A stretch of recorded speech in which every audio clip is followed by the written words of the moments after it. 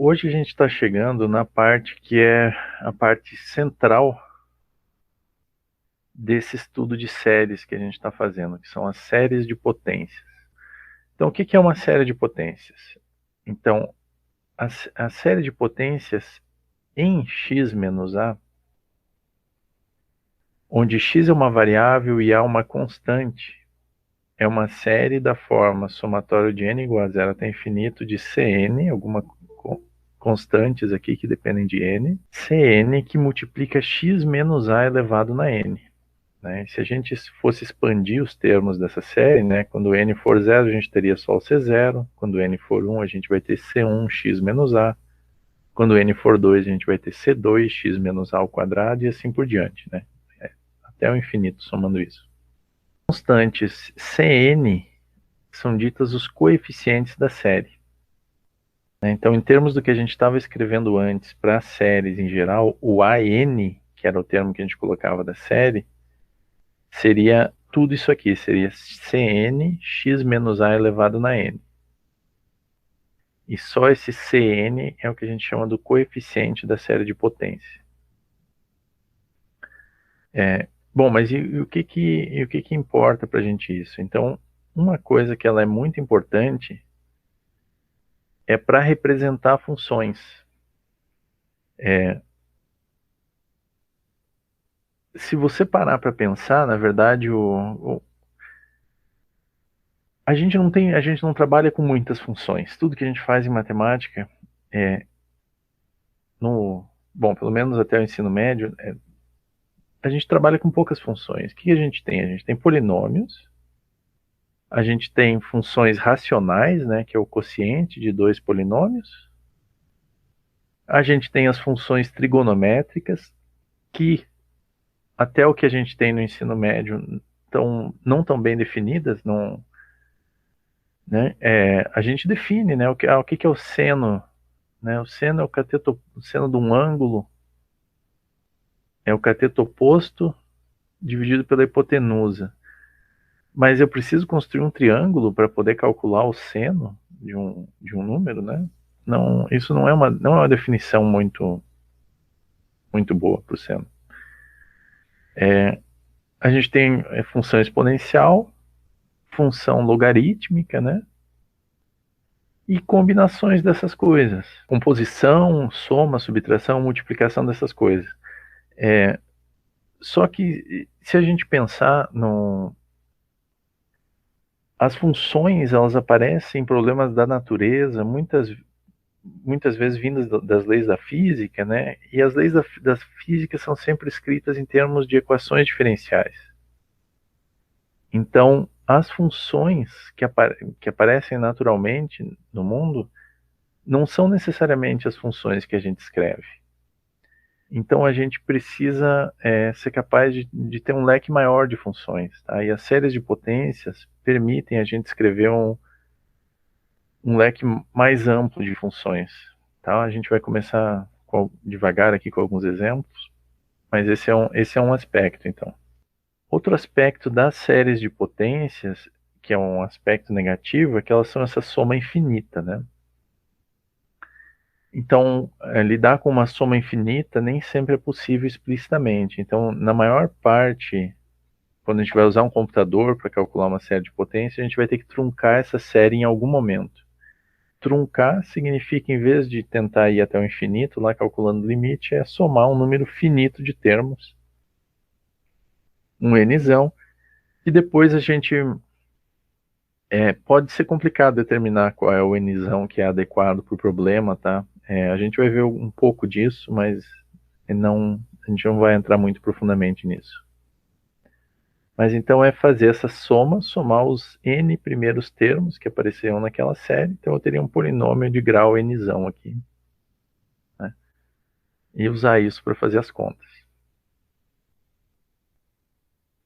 Então, um exemplo de uma função diferente do que talvez a gente esteja acostumado é a função de Bessel. A função de Bessel tem essa notação J0 de x. Existe uma família toda de funções aqui que são variantes disso aqui, tá? que tem outros índices, é o somatório de n igual a zero até infinito de menos 1 na n, que multiplica x elevado na 2n, dividido por 2 na 2n, que multiplica n fatorial ao quadrado. Essa função aqui, ela aparece, a gente não está no curso de equação diferencial, tá? Mas ela aparece naturalmente em alguns problemas envolvendo a equação diferencial. É a solução de algumas equações diferenciais. Então é uma função que é diferente daquelas que a gente está acostumado.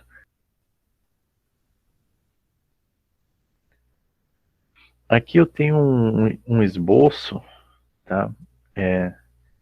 Do que seria a função de Bessel. Então a função de Bessel é essa linha preta, ela se mistura aqui com as outras, tá? Mas é essa linha preta.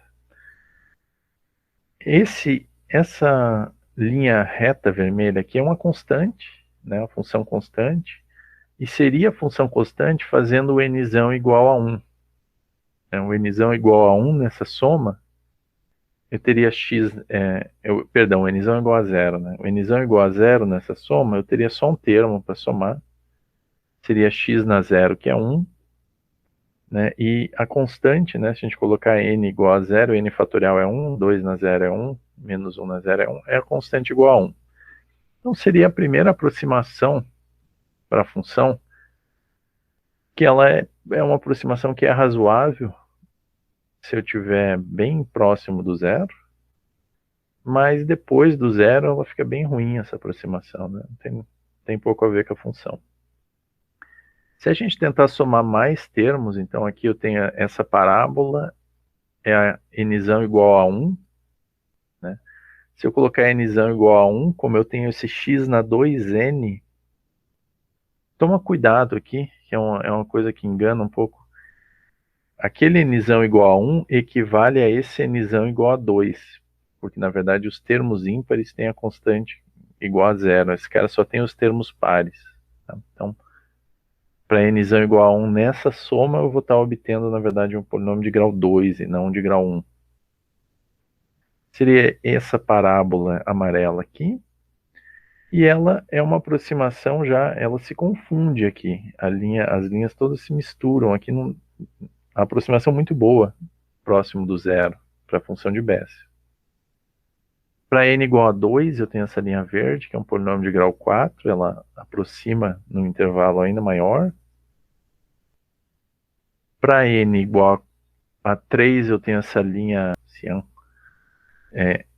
tem essa linha aqui, que aproxima a função preta num intervalo maior.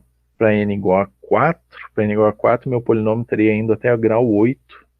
Eu teria essa curva azul, que aproxima ainda melhor a função. E foram essas que eu plotei, né? Mas a ideia é que quanto mais termos da série a gente pegue, melhor fique a aproximação em um intervalo finito. Nota que como eu tenho polinômios, polinômio sempre vai ir para mais ou menos infinito. Então, se a minha série é limitada, como é a função de Bessel, eu não tenho nem como esperar que o polinômio aproxime em toda a reta, a função bem. Mas em algum determinado intervalo de interesse, eu posso truncar a soma para que a aproximação fique boa.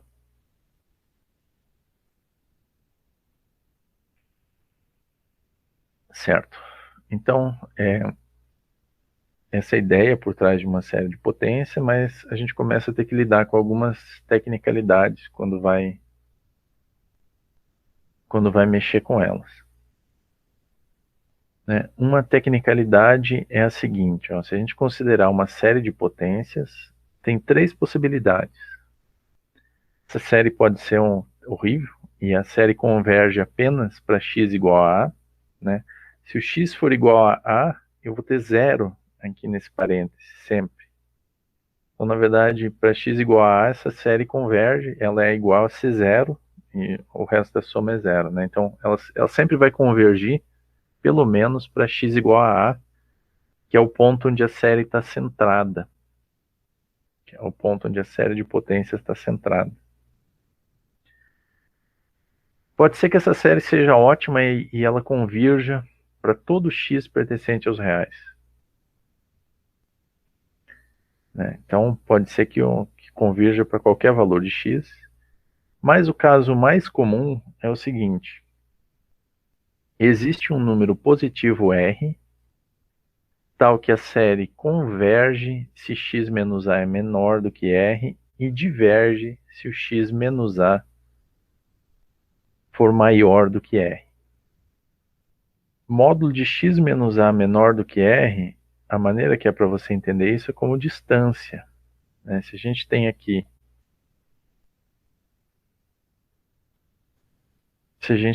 o A, onde que vão estar os pontos?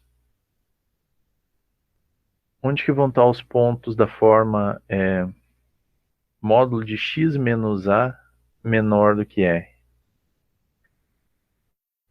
Então, é a distância do x até o A, módulo de x menos a é a distância do x até o A menor do que R. Então, na verdade, a gente vai ter um intervalo aqui de raio R.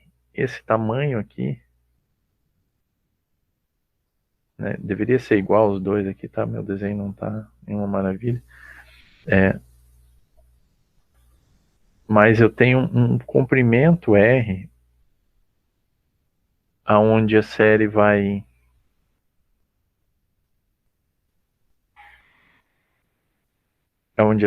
convergir. Então, para qualquer x dentro desse intervalo, a série vai convergir, e para x fora desse intervalo, a série vai divergir. Eu não coloquei no material aqui a demonstração disso, tá? Mas é baseada numa comparação com a progressão geométrica, assim como era o teste da razão e o teste da raiz. Então, esse número R é o raio de convergência da série. Esse número R que aparece aqui no item 3. No item 1, a série converge apenas para x igual a A. A gente diz que o raio de convergência é zero. E no item 2, a gente pode dizer que o raio de convergência é infinito.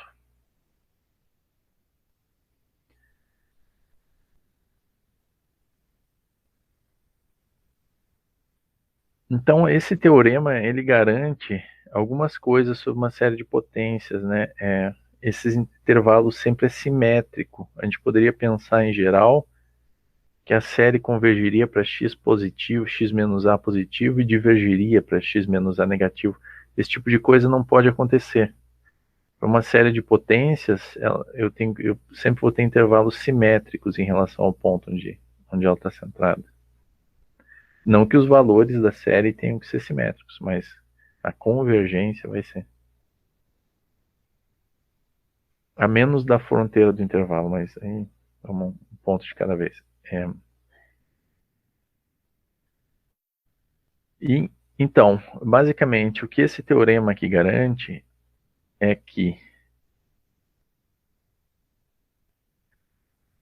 o intervalo de convergência de uma série de potências, né, eu só tenho alguns casos possíveis para qual é o intervalo dos valores de x onde a série vai convergir. Então, ou a série vai convergir de menos infinito até mais infinito, ou ela vai convergir entre A menos R e A mais R. É isso que tem nessa figura, né? Esse ponto aqui de trás é A menos R, e esse ponto aqui da frente é A mais R. Esse intervalo ele não precisa ser necessariamente aberto. Veja que o teorema só fala que ela converge se o módulo de x menos a for menor do que R, e diverge se for maior do que R. Mas se for igual a R, a gente não sabe. Se for igual a R, pode acontecer de tudo. Então, por isso que eu tenho a opção do intervalo ser aberto, do intervalo ser fechado à esquerda, do intervalo ser fechado à direita, ou do intervalo ser fechado nas duas extremidades aqui. Deixa eu dar um exemplo, então. Então, digamos que por algum motivo tenha surgido em algum problema na física, em alguma coisa, a gente tivesse interessado nessa função aqui, ó. f de x definida aqui através dessa série. O somatório de n igual a 1 até infinito, de menos 1 na n, que multiplica x menos 3 elevado na n, dividido por n vezes 5 elevado na n.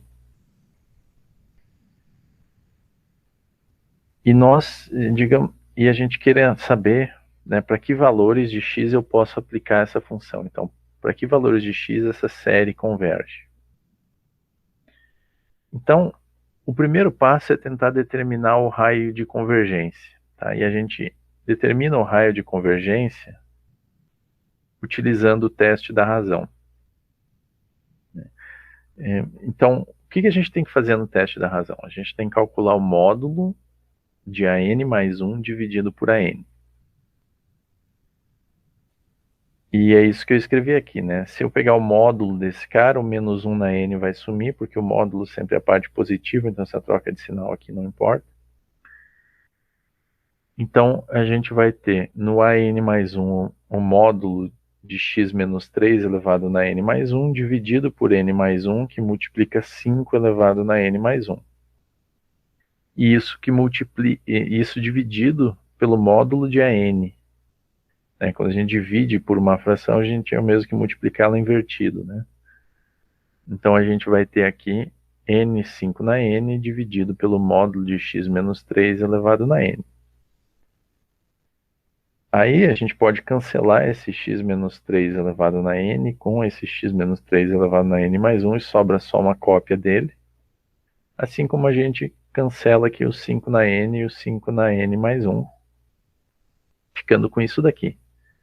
Nx menos 3 dividido por n mais 1 elevado na quinta. Então, se a gente lembrar o que diz o teste da razão, ele diz que eu tenho que olhar o que acontece quando n vai para o infinito dessa quantidade e que isso converge se o módulo de x menos 3, se o quociente lá, o AN mais 1 sobre AN, for para um número menor do que 1 e diverge se for para um número maior do que 1. Então, a maneira que isso aqui, que eu escrevi isso daqui é o seguinte, ó. E esse cara converge, quando n vai para infinito, para o módulo de x menos 3 sobre 5.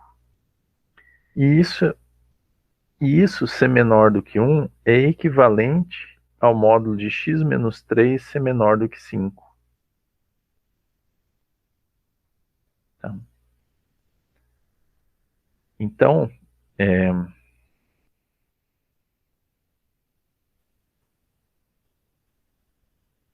isso que a gente tem que fazer. A gente tem que fazer o teste da razão. Esse é o principal teste para determinar o raio de convergência. Tá? Tem alguns casos que precisa ir para o teste da raiz, mas normalmente o teste da razão é a melhor ferramenta. E a gente tem que se perguntar quando que o teste da razão, né, quando que esse quociente vai convergir para um número menor do que 1. Então, isso aqui vai dar um número menor do que 1 se módulo de x menos 3 for menor do que 5, né? Porque eu vou dividir por 5 e vou ganhar uma coisa menor do que 1.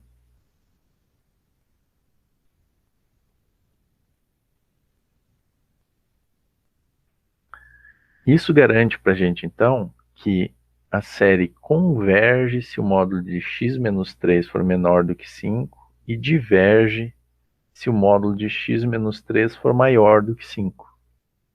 Então, a gente concluiu, na verdade, que o raio de convergência dessa série é 5. Porque ela converge se o módulo de x menos 3 for menor do que 5 e diverge se o módulo de x menos 3 for maior do que 5. Então, essa série está centrada em A igual a 3, né? E o raio de convergência dela é 5. O que o teste da razão não diz, e nem o teorema anterior ali, é o que acontece com as extremidades. Então, se a gente quiser o intervalo de convergência, a gente precisa olhar em particular porque acontece nas extremidades, que é quando x menos 3 for igual a 5, módulo de x menos 3 for igual a 5. Né? A gente tem duas opções para isso. Ou o x é menos 2. Se o x for menos 2, a gente vai ter o somatório de menos 1 na n vezes menos 5 na n dividido por n que multiplica 5 na n. Então, na verdade, aqui eu tenho 2 fatores menos 1 na n, né? Que multiplicados vão dar menos 1 ao quadrado, que é 1.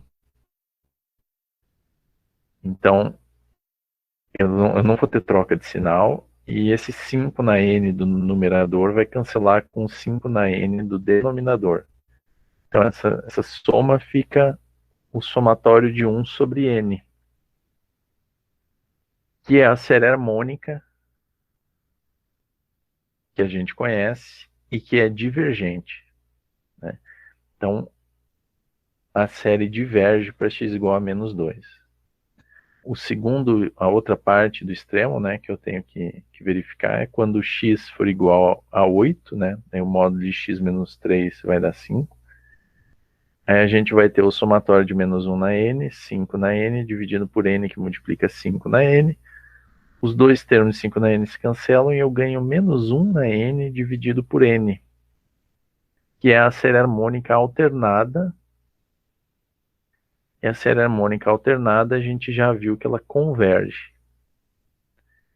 Então, ela converge para x igual a 8 e diverge para x igual a menos 2. Então, a gente tem que o intervalo de convergência é um intervalo de aberto em menos 2 até 8 fechado.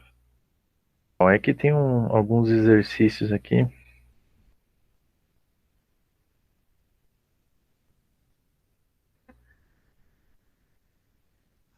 Então, adiantando algumas coisas aqui, na verdade, a maneira com que a gente define as funções, não é nem como a gente calcula elas, é como a gente define e calcula também, né? Mas é como a gente define as funções, todas são através de séries de potência, né? Dá para verificar que o cosseno hiperbólico de x é esse somatório aqui. Então, ou o logaritmo de x é dado por essa série. Então, isso dá maneiras bem práticas da gente, numericamente, computacionalmente, calcular esses valores, né? Então, é assim normalmente que a gente pensa nessas funções.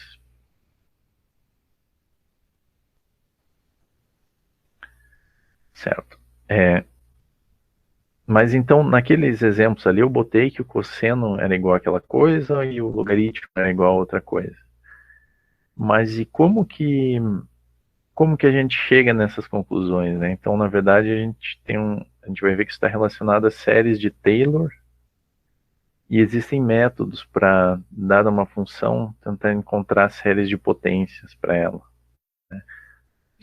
Na verdade, se a gente tiver algum tipo de definição, né, que pode ser como a solução de determinada equação diferencial, por exemplo.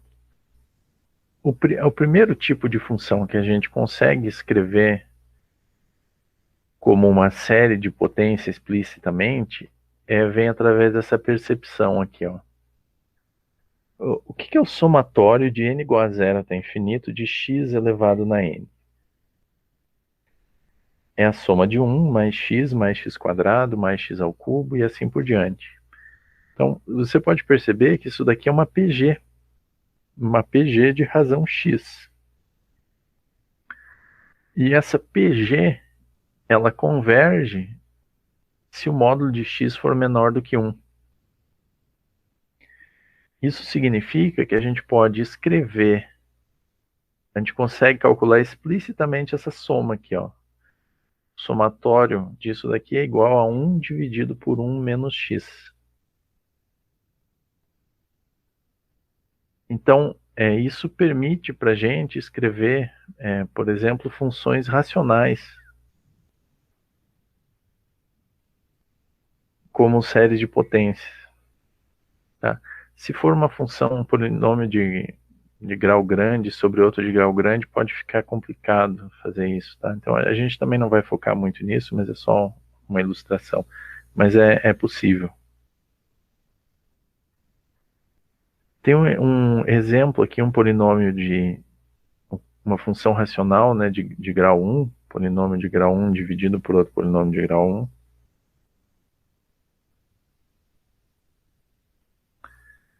Então, eu poderia escrever uma série para esse polinômio percebendo o seguinte, fazendo as seguintes contas, né? Isso daqui é 2x menos 1, mantive o numerador, que multiplica menos 1 sobre 4 menos x. Eu botei esse menos 1 em cima e embaixo, porque na fórmula da soma da PG a razão aparece com menos na frente. Então eu queria que o x aparecesse com menos aqui. Só que na soma da PG a gente tem 1 dividido por 1 menos a razão. Então eu tenho que fazer que apareça 1 dividido por 1 menos alguma coisa que vai ser a minha razão. Então, uma maneira de fazer isso é dividir o numerador e o denominador por 4. E eu aproveitei e tirei esse menos para fora, né? Então, aí dividi por 4 o numerador, joguei para essa primeira parte, e no denominador, 4 vai ficar 1, e o menos x vai ficar menos x sobre 4. Então, agora, esse parênteses aqui é uma PG. Uma PG de razão x, a soma de uma PG de razão x dividido por 4. E isso, então, né, é 1 menos 2x dividido por 4, que multiplica esse somatório. Se aqui a gente está sendo meio descuidado nesse momento, está tentando fazer a conta, depois a gente vai se preocupar com a convergência ou não, quando que isso converge ou não.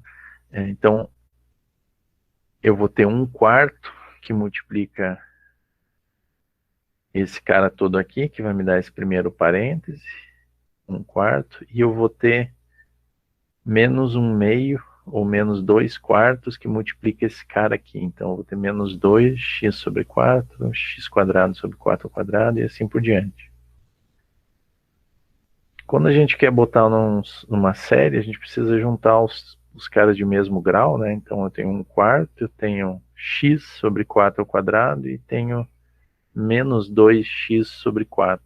Então, 1 sobre 4 ao quadrado, menos 2 sobre 4x, 1 menos 4 ao cubo, menos 2 sobre 4 ao quadrado, x quadrado, e assim por diante. A gente consegue colocar eles em evidência. Se a gente fizer a conta, o que tem nesses parênteses aqui, a gente vai ter um termo que depende de 7. 7 sobre 4 elevado na n, mais 1,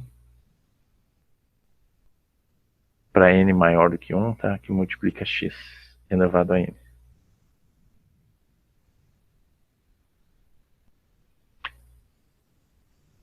E, na verdade, a PG, que é quem a gente está usando aqui, a convergência ou a divergência, ela converge se o módulo da razão for menor do que 1.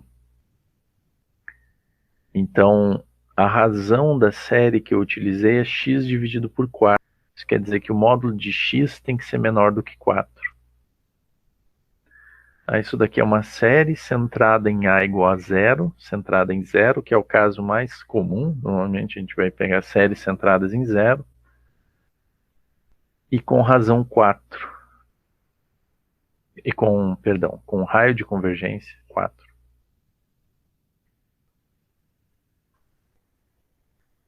Aqui tem um códigozinho, então, para tentar ilustrar essa série ali, comparar ela com a função original.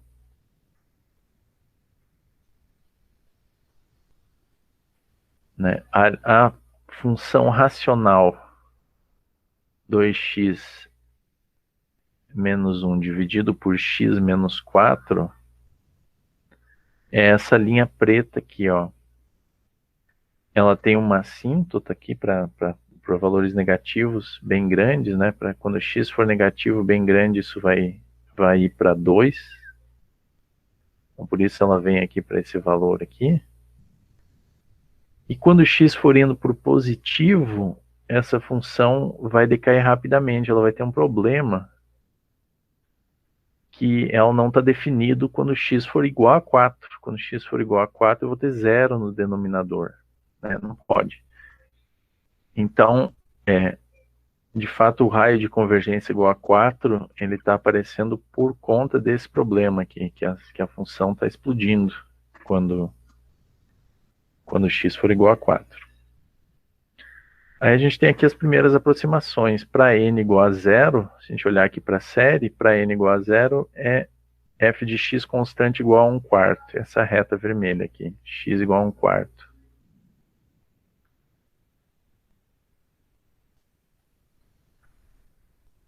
Para n igual a 1, a gente tem essa reta 1/4 menos 7 sobre 16 vezes x. Isso é uma reta, né? Essa linha amarela é para n igual a 1. A gente vai aumentando o grau do polinômio, né? Para n igual a 2, a gente tem essa linha verde. Para n igual a 3, essa ciano. Para n igual a 4, essa linha azul. Para n igual a 5, a linha roxa.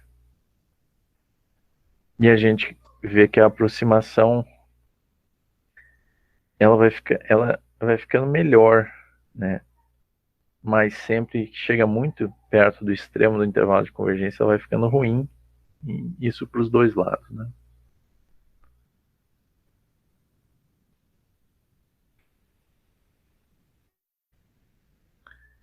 Tá legal. A gente poderia fazer um truque, uma aplicação disso, né? É uma aplicação que, na verdade, eu vou ser sincero com vocês, não é muito realística, né? Porque o computador, se ele for fazer uma divisão, ele vai fazer em base 2, né? Porque é melhor. Mas a gente conseguiria, utilizando mas não é trivial, existem vários métodos para o computador fazer a divisão, né? Os programas diferentes usam métodos diferentes. A gente poderia fazer uma divisão utilizando só multiplicação de números inteiros e mexendo em casas decimais. Né? Eu poderia perceber que 33 sétimos é 33 décimos, que multiplica 1 dividido por 0,7. Eu botei... eu deixei esse número menor do que 1, porque a PG só converge se a razão for menor do que 1 em módulo, né? Então a gente tem...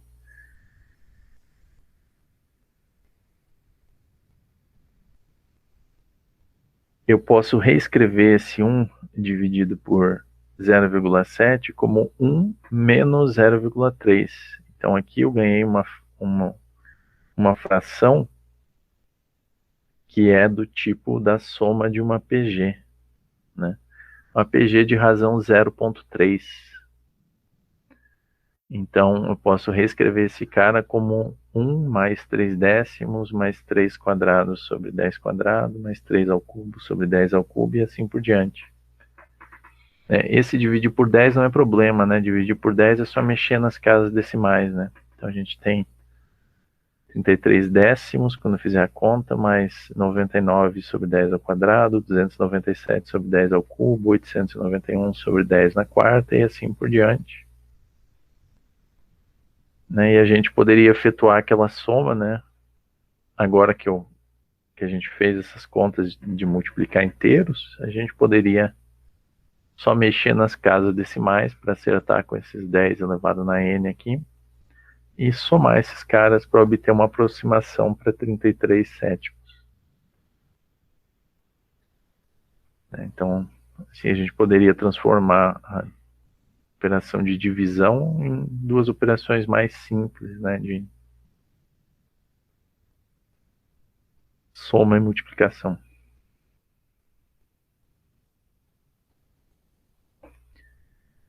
Tá legal. Se a gente vai querer fazer alguma coisa com essa série de potências e imagine chegar a resolver equações diferenciais, talvez alguém já fez o curso de EDO, talvez no curso de EDO você tenha visto resolver EDO utilizando série de potência. O professor Rubens falava disso nos cursos dele. Eu em alguns semestres falei disso no cálculo 3, mas a gente está meio corrido agora, não vamos entrar nos detalhes aí. Mas então a gente quer escrever funções através de séries de potências e a gente vai precisar então saber operar com elas, né? E elas são muito boas de operar.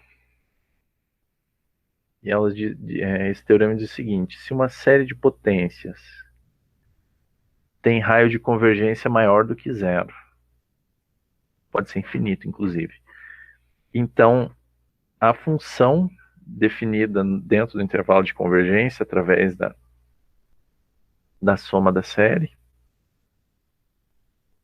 ela é diferenciável. Em particular é contínua, né? Toda função diferenciável é contínua, mas ela é diferenciável e é fácil de calcular a derivada. A gente pode derivar termo a termo.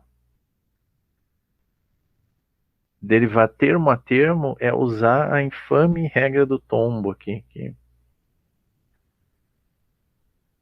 né?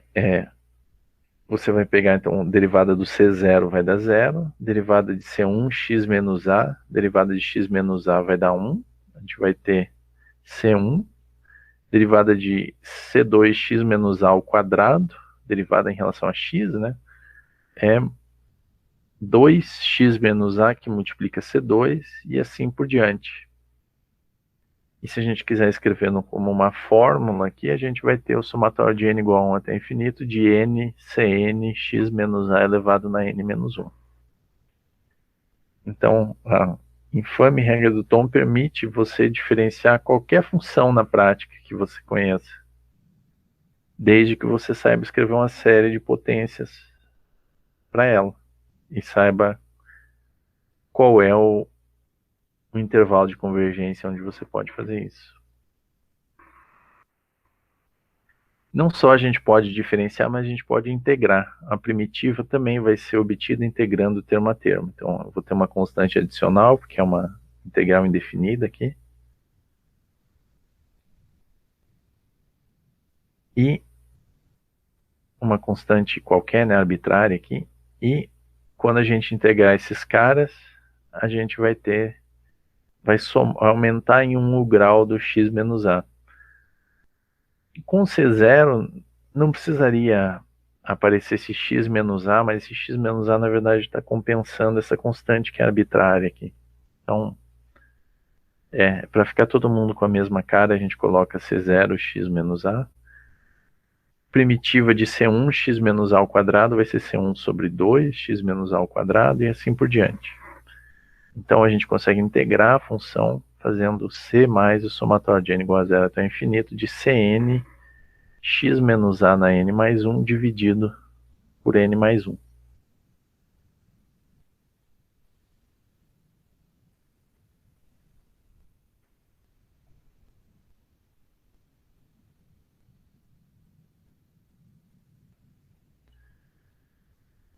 Tá? Essas regras aqui são basicamente a demonstração não está implementada e não é tão simples assim. Tem que fazer um pouco de cálculo com o limite. Mas a regra é bem útil e bem simples. A gente deriva séries termo a termo e integra termo a termo. Toma o cuidado que quando a gente derivar, a gente muda os limites de integração. Esse cara ia de 0 até infinito. Quando a gente deriva, o termo do C0 some, então a gente passa a ter um somatório de n igual a 1 até o infinito dessa coisa aqui, né? N que multiplica x menos a na n menos 1, Cn. Né? E quando a gente integra, a gente ganha uma constante aqui, né? E a gente passa a ter a regra do tombo ao contrário aqui, né? X menos a na n mais 1 dividido por n mais 1. Agora a gente vai ver séries de Taylor. A série de Taylor, ela que na verdade vai dizer como que a gente ganha a série de potências de uma função que a gente definiu de outra forma, né? E talvez como que a gente faz para obter a série de potências de uma função que a gente talvez esteja definindo, não conheça, tenha definido de outra forma, como o seno e o cosseno, por exemplo. Então, se a função f pudesse ser escrita como uma série de potências dentro desse intervalo aqui, né? A gente escreve essa soma aqui de polinômio. E o que acontece com essa soma se eu aplicar ela em x igual a a? Se eu aplicar em x igual a a, eu vou ficar com C0 mais C1 que multiplica a menos a. Então, C1 vezes 0 mais C2 vezes 0 ao quadrado, 0 ao cubo. Então, se eu aplicar x igual a essa função em x igual a, esse somatório ele vai todo se tornar zero. Só vai sobrar o primeiro termo, que é o C0.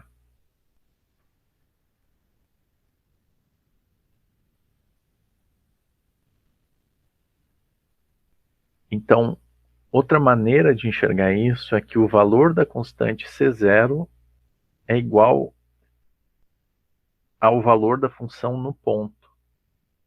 Que era isso que os nossos exemplos aqui estavam mostrando, né? Se a gente voltar aqui, a linha preta era a função polinomial aqui, e ela passa exatamente por esse ponto, que é o valor da linha vermelha aqui, que é o valor da função no ponto coincide com a primeira constante da série de potências. O valor da função no ponto onde ela está centrada, né? Lá no caso era zero.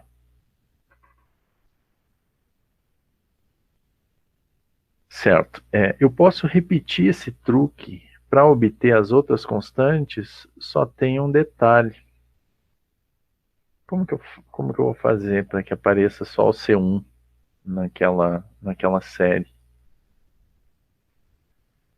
O truque é a gente derivar a função primeiro. Se a gente derivar a série de potências, o C0 vai morrer e a gente vai ter C1 mais 2 C2 mais 3 C3, né, x menos a ao quadrado e assim por diante.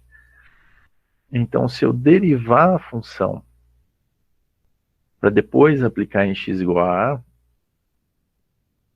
vão sumir todos os termos entre parênteses aqui, vão se tornar zero e só vai sobrar o C1. Então, o C1 é o valor da derivada da função no ponto. Então, essa é a... Na verdade, talvez vocês já tenham ouvido falar informalmente, né, de que a derivada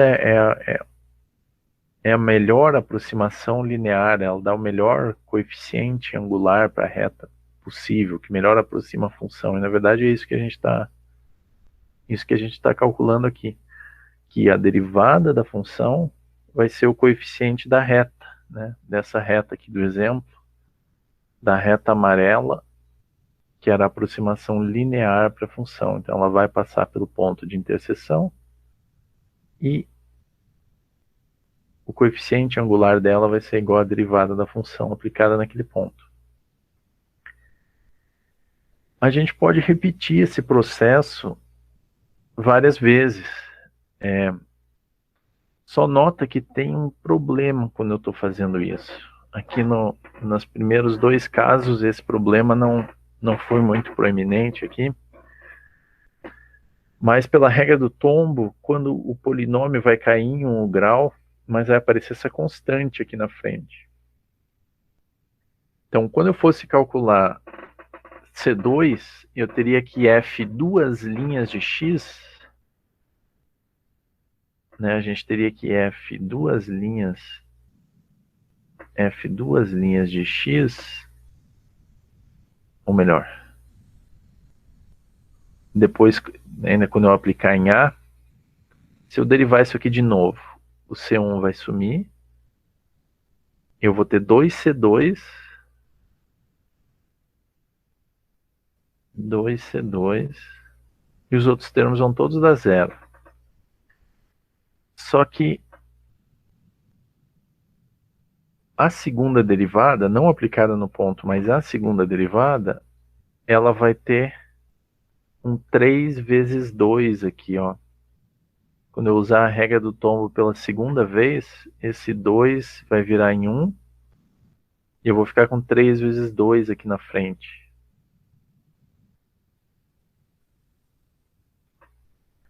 Então, é isso que que essa observação aqui está dizendo, ó, se a gente repetir N vezes o processo de derivar esses caras aqui, a gente vai matando os termos que são constantes, eles vão virando zero, só que vai aparecendo um N fatorial. Esse N fatorial é porque o grau dos monômios aqui vai caindo um de cada vez e vai aparecendo a respectiva constante, né? Então, no caso, aqui eu teria 2 fatorial, para calcular o F3 eu teria 3 fatorial, C3, né, igual a F3 linhas de A. Então, é isso que isso aqui está representando. Os outros termos, que ainda não vão ter chegado no fatorial, eles ainda vão ter um x menos A. X menos A nesse cara aqui. Esse aqui já tá faltando 1, que não falta, né? Tá faltando 1 que não falta para virar fatorial. Mas a gente vai ter esse cara aqui que multiplica o x menos A, esse cara aqui que multiplica o x menos A ao quadrado e assim por diante. Então essas constantes vão se acumulando aqui na frente. Então, se a gente aplicar esse cara em x igual a gente vai sumir todos os termos que tem x menos a e só vai sobrar n fatorial cn, de modo que o cn é igual à enésima derivada da função aplicada em a dividida por n fatorial.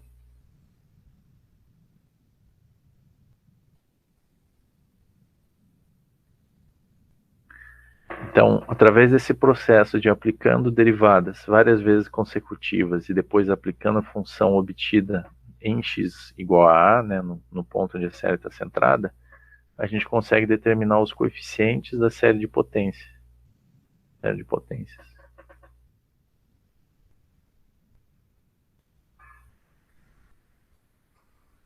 E é isso que diz o teorema a seguir, que na verdade o que a gente apresentou foi a demonstração ali, a gente fez, não estava apresentando o argumento da demonstração.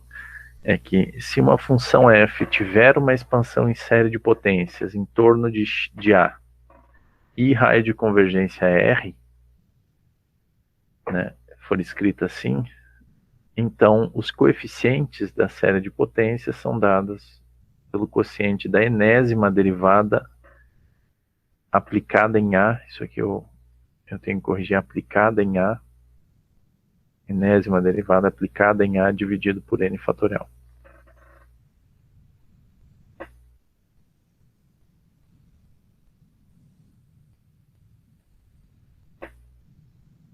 Então, ao invés de eu ficar escrevendo aqueles CNs, eu poderia, em alguns casos, direto colocar as derivadas da função. Então, o C0 é f de A, o C1 é f' de A, o C2 é f duas linhas de A dividido por 2, o C3 é f três linhas de A dividido por 3 fatorial e assim por diante. Então, essa função aqui é chamada a série de Taylor. Essa série aqui é a série de Taylor de uma determinada função.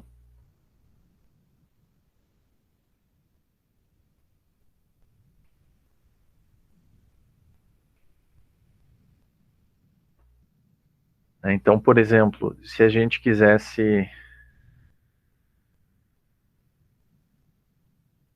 Vamos fazer um exemplo adicional aqui que não tem ali no... Digamos que a gente estivesse interessado aqui no seno de x.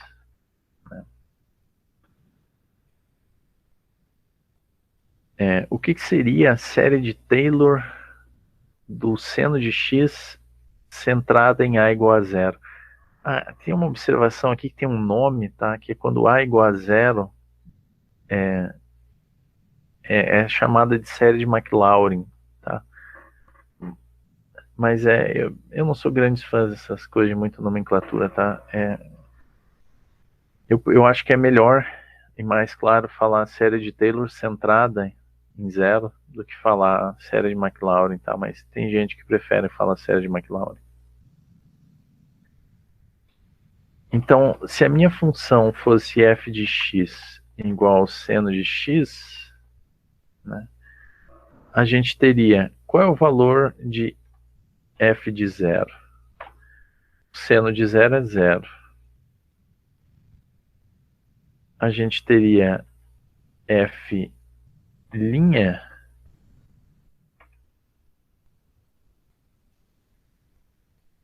né, f' de x. O que é f' de x? F' de x é o cosseno de x. Então a gente teria que o f' de 0 é 1. Né? Cosseno de 0 é 1. F duas linhas de x, f duas linhas de x é menos o seno de x, na derivada do cosseno é menos o seno. Então a gente teria que f duas linhas de 0 continua sendo 0 também, né? F três linhas de x é menos o cosseno de x. Então a gente teria que o f três linhas de 0, cosseno de 0 é 1, então menos o cosseno, isso é menos 1. E por fim, f quatro linhas, né, a quarta derivada, né, a gente botaria um 4 entre parênteses no expoente, mas é limitado aqui o que eu consigo fazer. É derivada de menos o cosseno, derivada do cosseno é menos o seno, então é o seno de x. Então na quarta derivada eu retornei para a função original.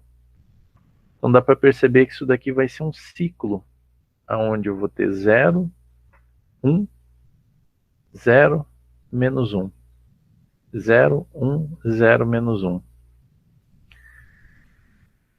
Tá, por que eu estou dizendo isso? Então, eu estou dizendo isso porque se a gente colocar isso daqui na série de Taylor, do seno de x, a gente obteria aqui a série de Taylor do seno, que é igual ao seno, aqui eu já estou adiantando, o jogo, né? Mas seria, então, f de 0 é 0, f' é 1, a gente teria mais x menos a, f duas linhas é 0, f três linhas de 0 é menos 1, então a gente teria menos x menos a ao quadrado, f três linhas é 0, e assim por diante, né? Daí vai começar a repetir. Não, na verdade já começou, esse daqui já é o cara desse aqui, né? Mas a gente vai ter... perdão, aqui faltou uma coisa importante, né? Aqui faltou um meio, né? Um meio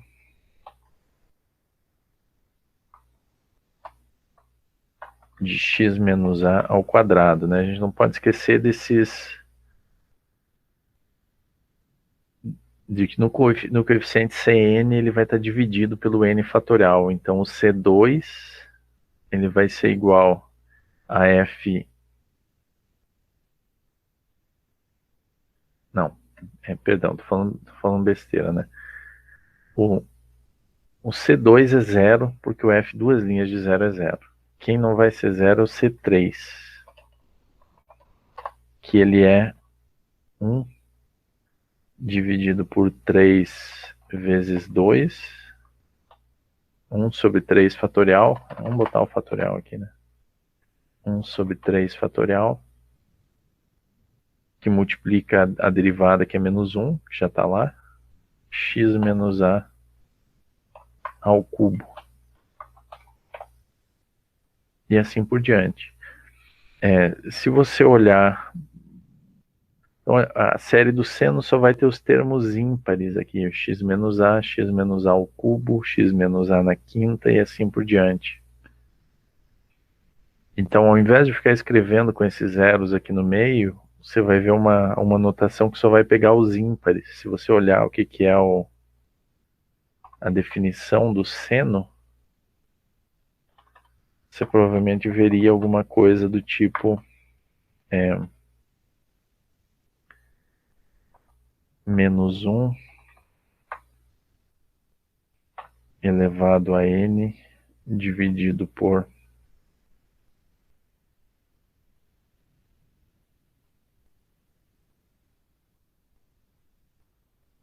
2n fatorial que multiplica x,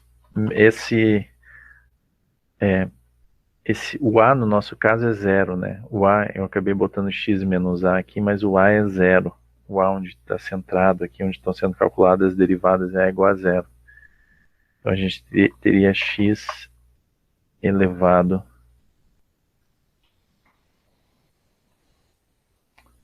aqui é 2n mais 1 fatorial, porque são só os ímpares, não são só os pares. Que multiplica x elevado na 2n mais 1. O que eu estava tentando escrever lá, mas sem conseguir fazer o somatório, era isso aqui, ó. A definição mais comum para o seno de x é essa daqui, ó. Somatório de n igual a zero até o infinito, de menos 1 na n, dividido por 2n mais 1 fatorial, vezes x elevado na 2n mais 1. E isso daqui, na verdade, é a série de Taylor do seno de x. Como a gente sabe derivar o seno e o cosseno no zero, né, mesmo sem ter uma definição tão formal para o seno, usando os catetos lá, a gente consegue determinar o que seria a série de Taylor dela, e daí a gente pode verificar que essa série de Taylor de fato converge e tem todas as propriedades aí que a gente imagina que o seno tenha. E a derivada do cosseno e o cosseno só tem os termos, é bem parecido com isso daqui, só que só tem os termos pares. Nota que nessa série aqui a gente teria esse 2, o expoente não está bem na forma da série de Taylor, é porque tem aqueles termos zero lá no meio. Tá? Mas se você vê que termos essa série está gerando e que termos a série de Taylor está gerando, eles são os mesmos. Né? Esse n é o que a gente chama de um índice mudo. É uma letra que só serve para a gente contar as coisas, ele não faz parte da coisa em si, né? O índice do somatório. Não, e não uma variável de algum significado no problema.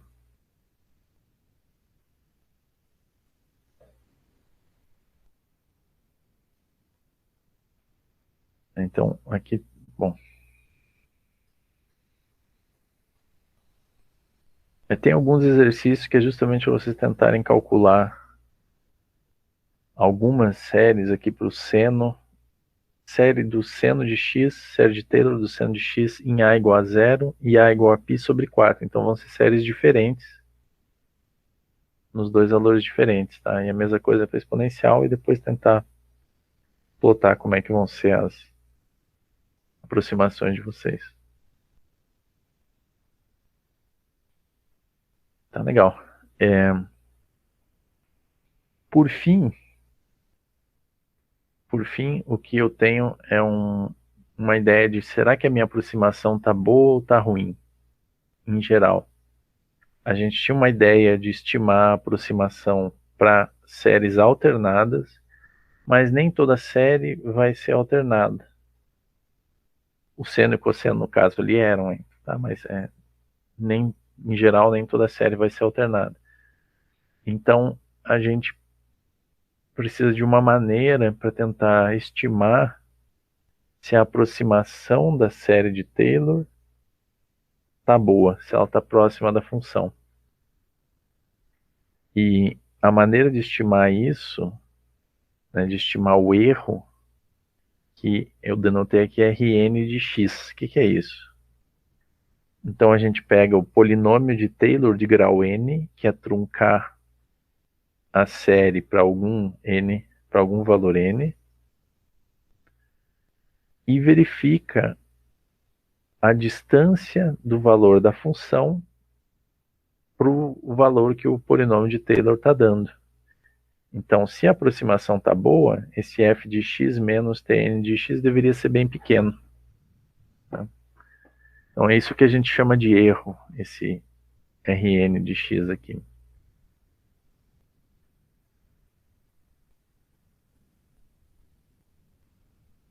E a gente quer saber se esse erro é bem pequeno. Então, a gente tem um teorema que diz isso, que chama desigualdade de Taylor, que ela diz o seguinte: se eu quero saber o erro no polinômio de Taylor de grau n, eu tenho que olhar para a derivada de ordem n mais 1. Eu tenho que ir uma derivada adiante, além daquela que eu usei no teorema. E ele diz o seguinte: se o módulo da derivada de ordem n mais 1 for menor ou igual do que alguma constante, que a gente vai ter que dar um jeito de calcular, para x menos a menor ou igual do que d, né, o que é x menos a menor ou igual do que d? É algum intervalo ao redor do raio de convergência, algum intervalo centrado em A. Né? Então, sempre que a gente falar em aproximação, a gente, infelizmente, tem que fixar um intervalo onde a gente está querendo aproximar. Nossa aproximação só vai ser boa para determinados valores.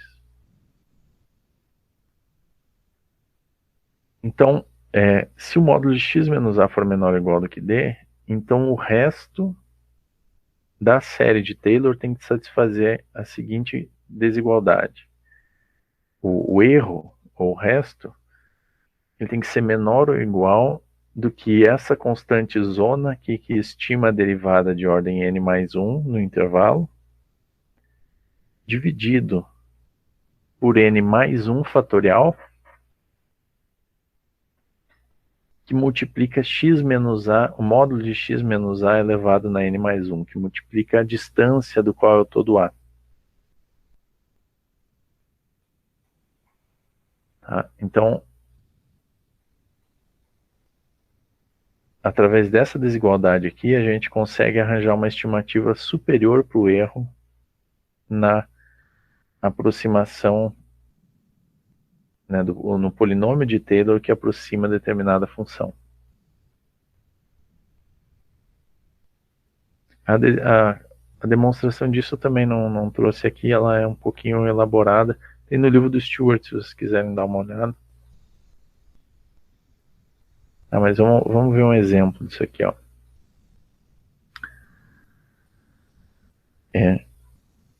Digamos que eu tivesse interessado na função f de x igual a 2 terços.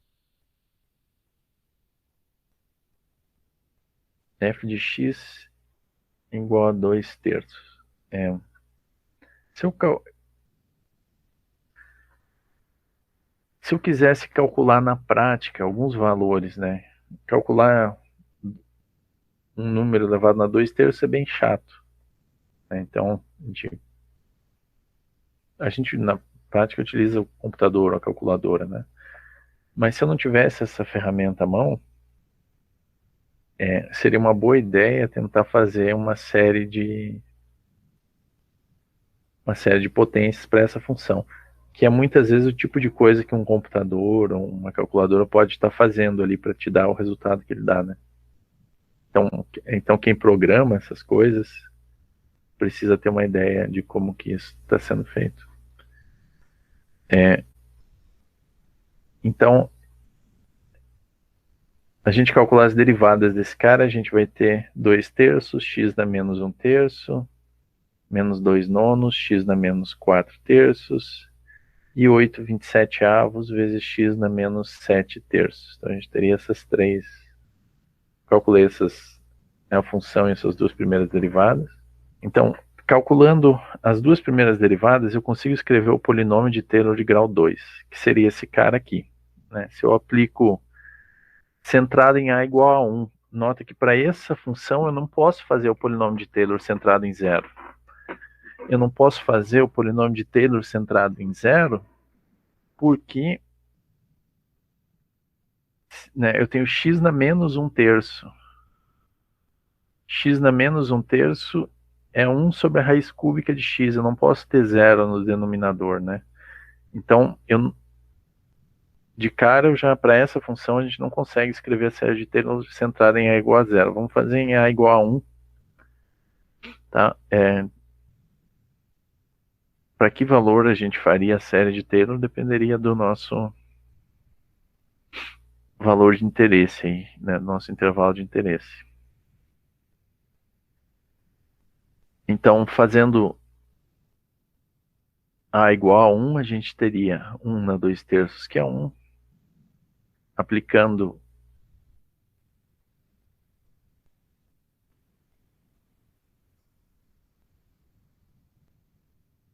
certo. O que está errado é a minha anotação aqui só, tá? Então eu já corrigi. Aplicando em A igual a 1, aqui na verdade o que está errado é a minha anotação, né? A função é x na 2/3. Aqui é f' de x que está escrito aqui nessa primeira linha. Esse cara aqui é f duas linhas e esse cara aqui é f três linhas.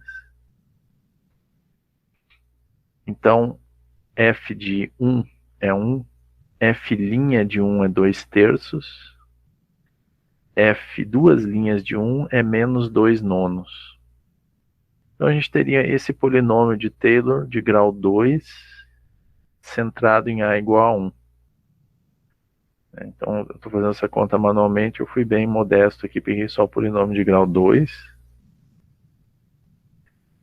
E digamos que eu esteja interessado em saber quão boa é a aproximação desse polinômio para a função x elevado na 2/3.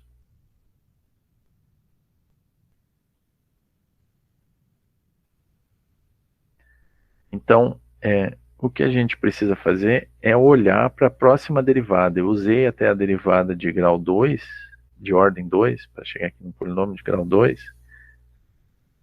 E eu preciso olhar para a terceira derivada, que é essa linha aqui, ó. Apesar de estar escrito f duas linhas, essa aqui é a terceira derivada.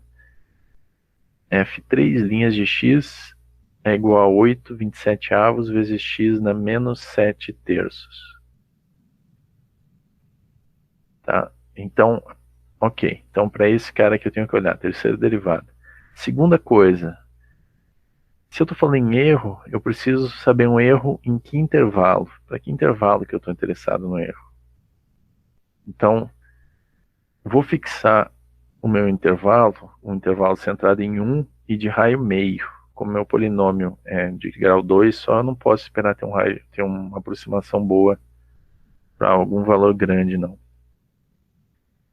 Então, o meu D aqui é dado do problema, ou de interesse da situação que você está, né? É essa distância D aqui onde está, né? Onde eu estou considerando a aproximação.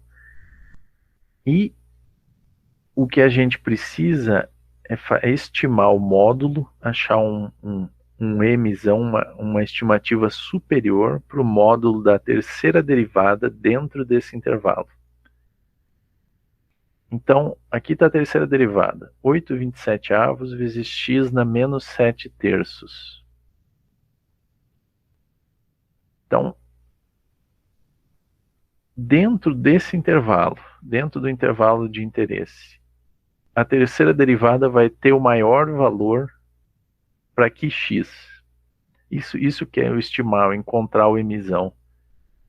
Qual o maior valor que vai ter a terceira derivada nesse intervalo em módulo, né? O maior valor em módulo que vai ter a terceira derivada no intervalo de meio até 1/2. Até 1,5, né?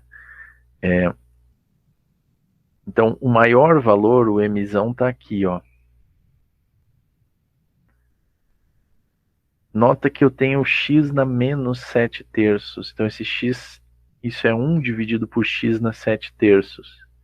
Então, quanto menor for o denominador, maior vai ser o valor da função. Então, o maior valor que eu vou ter para a terceira derivada naquele intervalo vai ser esse aqui. Então, para determinar o mzão, eu tive que usar o x igual a menos meio, igual a meio. Tive que utilizar o menor valor de x dentro desse intervalo. Aí eu tenho um fator de n mais 1 fatorial,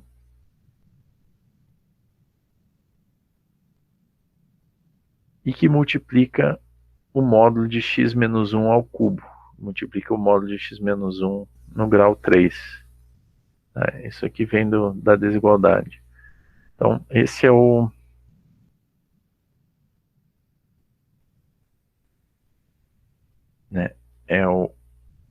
seria a desigualdade, seria o erro para qualquer x, dado um x, eu consigo determinar uma estimativa para o erro desse modo aqui. Se eu quiser uma estimativa para todo o intervalo, eu também tenho que pegar o módulo de x menos 1, o maior valor que ele vai ter possivelmente naquele intervalo. Então aqui o maior valor vai ser ou para x igual a meio ou 1,5, que tanto faz. Eu vou ter esse módulo de x menos 1 ao cubo igual a 0,5 ao cubo. E se a gente fizer a conta de quanto é isso daqui, fizer essa conta aqui usando uma calculadora,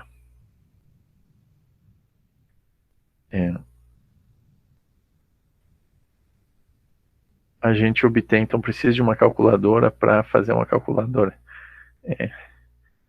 Não, a gente pode... Tem outros métodos para calcular, né? Se a gente fosse fazer uma coisa do zero, daria bastante trabalho. Tá? Mas tem outros métodos para fazer para aproximação para um número específico, tem outros métodos. Mas a gente fizesse essa conta, a gente obter um número menor do que 0,032.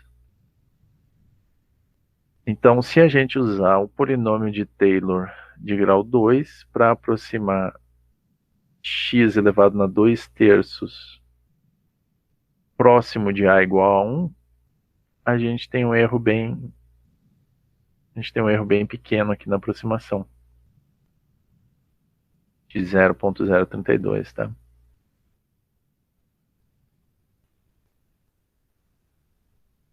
Alguém quer perguntar alguma coisa aqui? Essa parte é talvez a parte mais difícil aqui do...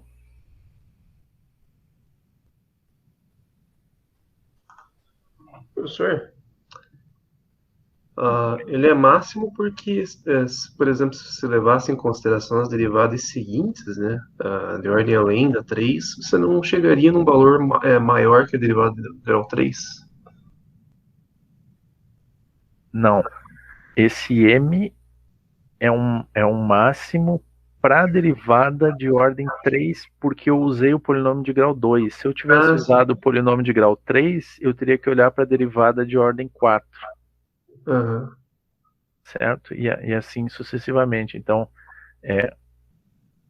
a gente tem que dar um jeito de estimar a derivada de ordem 1 acima do que a gente usou no polinômio de Taylor.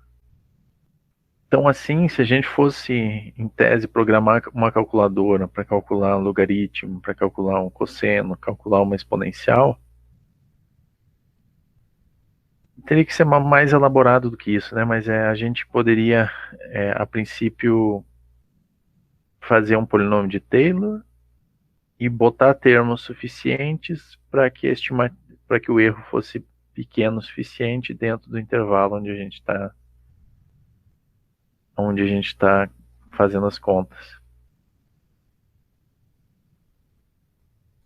Se a gente estivesse tentando fazer algum problema da física, né, a gente tivesse, por exemplo, um problema de massa-mola, a gente tivesse um problema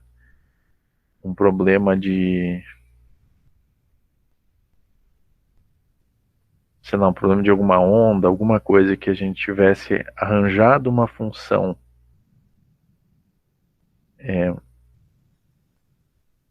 para simular uma função que a gente não conhece, uma função que foi obtida por uma série, a gente poderia ter que tentar ver em que intervalo que a nossa série converge e tentar estimar o erro dentro de algum intervalo, dentro do intervalo de interesse, para que a gente pudesse, de fato, ter confiança de que a aproximação que a gente arranjou truncando a série, somando os 10 primeiros termos, por exemplo, é boa o suficiente para, né, pro resultado que a gente esteja querendo considerar. Nota só que tem um perigo aqui nesse teorema aqui, que é o seguinte. Esse termo módulo de x menos a elevado na n mais 1. No meu caso aqui, esse cara se traduziu nesse módulo de x menos 1 ao cubo. E esse módulo de x menos 1 ao cubo, o máximo que ele podia assumir era 0,5 ao cubo. Então ele me ajudou, porque 0,5 ao cubo, né, é um número menor do que 1, né? E se eu pegar um número menor do que 1 e elevar potências dele, esse número vai ficando cada vez menor. Então, se o intervalo onde a gente está querendo estimar tiver raio de convergência, se o intervalo onde a gente estiver querendo estimar for intervalo de raio menor do que 1, esse d for menor do que 1, esse módulo de x menos a elevado na n mais 1 vai ajudar a gente. Ele vai deixar a estimativa, ele vai fazer baixar a estimativa. Se o módulo de x menos a for maior do que 1, esse cara ele vai atrapalhar, né? Eu vou ter módulo de x menos a, se o raio de interesse for 10, eu vou ter módulo de x menos a na n mais 1, eu vou ter 10 elevado na n mais 1, ele vai deixar o erro muito grande. Então, o intervalo de interesse, normalmente ele tem que ser um intervalo próximo realmente da onde a gente está querendo considerar. A gente não tem expectativas de conseguir facilmente fazer estimativas para um raio muito grande. Infelizmente, esse termo ele age ao contrário. Ele age prejudicando se o raio for maior do que 1, mas age ajudando se o raio for menor do que 1.